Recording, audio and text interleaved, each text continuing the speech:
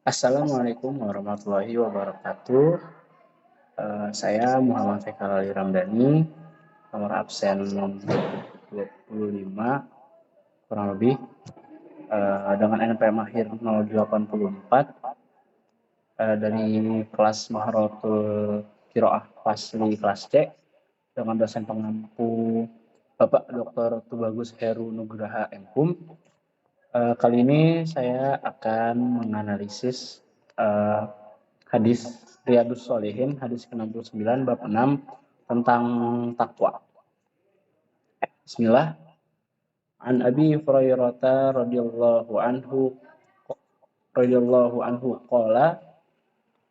An di sini sebagai frasa preposisi, kemudian Abi Hurairah sebagai S2 fa'il karena pelaku yang membawakan hadis tersebut. Kalau dia di situ P2 fi'il aktif, Allah sebagai S2 fa'il, anhu sebagai objek,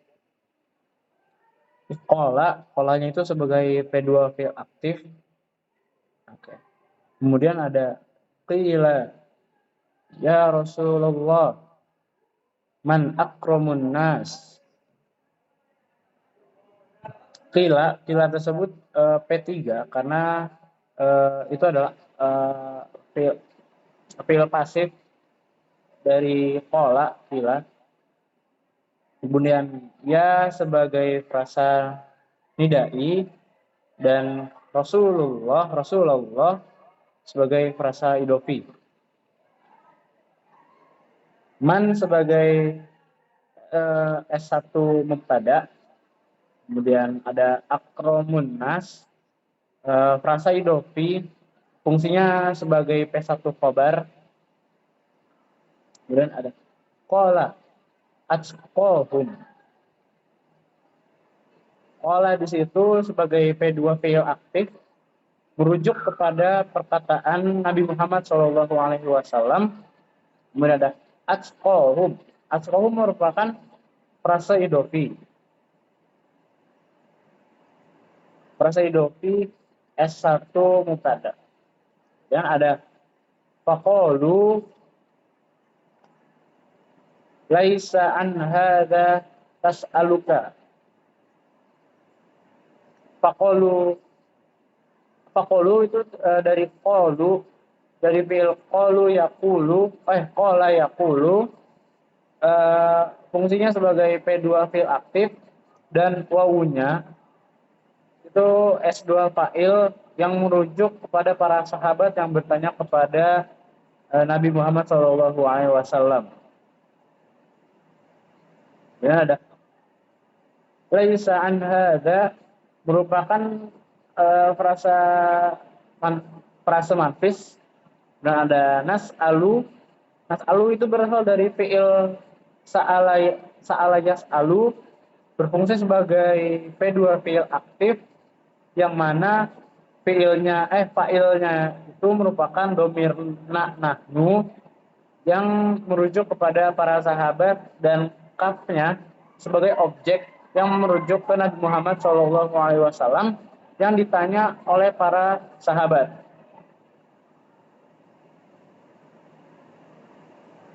Kemudian ada qala Yusufu Nabiyullah ibnu Nabiyillah ibni Khalilillah. Qala di sini sebagai fi'il aktif P2 yang merujuk kepada perkataan Nabi lagi. Kemudian ada Yusufu berfungsi sebagai S1 mubtada. Kemudian ada dan Nabiyullah ibni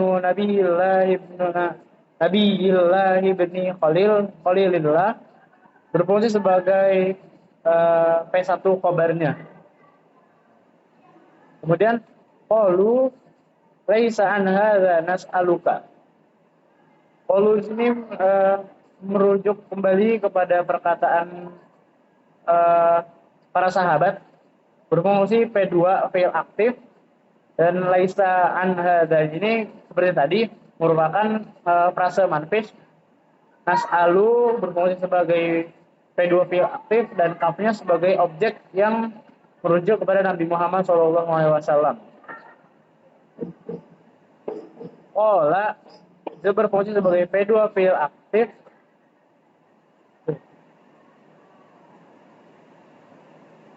Qala fa'an ma'adinil arabi tas'aluni. Qala di situ berfungsi sebagai P2 fi'il aktif, kemudian ada fa'an ma'adinil arabi sebagai frasa idofi, kemudian ada tas'aluni dari fi'il sa'ala yas'alu sama seperti tadi. Fa'ilah domir tak merujuk kepada para sahabat dan ni sebagai objek merujuk kepada Nabi Muhammad SAW. Khiyaruhum fil jahiliyah. Khiyaruhum fil jahiliyah. Khiyaruhum merupakan frasa idofi yang berfungsi sebagai S1 mubtada. Kemudian ada fil jahiliyah merupakan frasa preposisi. Khiyaruhum fil islami idza faquhum. Kemudian ada khiyaruhum sebagai frasa idofi berfungsi sebagai P1 khabar. Fil islami ada faquhu itu merupakan frasa preposisi dan frasa syarti. Idza faquhu itu merupakan frasa syarti.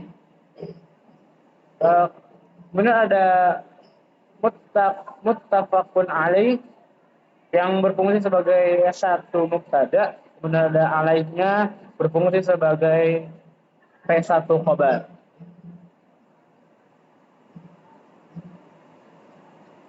Kemudian berikut beberapa hikmah yang mungkin dapat kita bisa ambil dari hadis tersebut. Yang pertama, hadis tersebut menunjukkan bahwa takwa adalah tolak ukur utama bagi setiap muslim dalam menjalani kehidupannya. Sesungguhnya manusia yang paling mulia di sisi Allah adalah yang paling tinggi takwanya, bukan dilihat dari kekayaannya yang megah atau berasal dari keturunan yang mulia.